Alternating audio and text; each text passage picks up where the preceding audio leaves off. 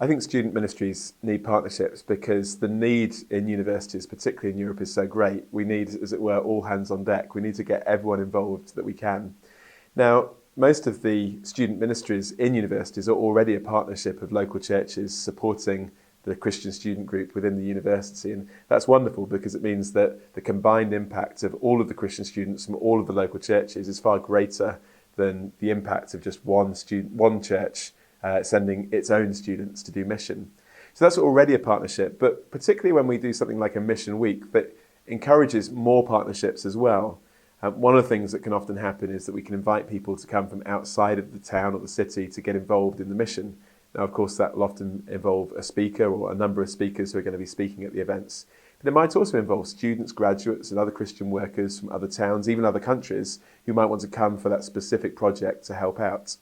That's especially helpful in countries where the number of believing students is quite low and where a number of people coming to help with the week would be a great benefit.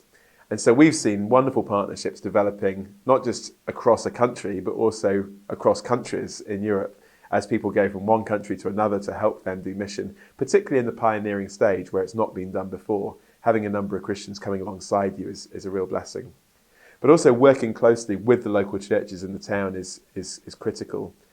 We want to get the local churches praying, and even though not everyone in every church will be involved in the mission directly, everybody can be praying for the week, and it's important to share the news of what's happening before that mission week begins. And it's of course wonderful to be able to share the reports of how the mission week has gone afterwards, and people will be encouraged by that. But churches can be involved in other ways too. Sometimes that will be financial giving towards the cost of the mission week. Sometimes it's support in kind, producing publicity, maybe cooking food for events or things like that. And there will be people within the church, maybe some of the staff workers who are paid by the church, who'll be able to get involved on a full-time basis through that mission event and be part of that mission team for the week.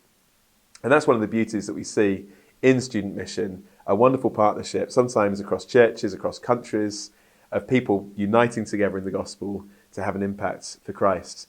And we see that God seems to bless that kind of gospel unity and that gospel cooperation in wonderful ways.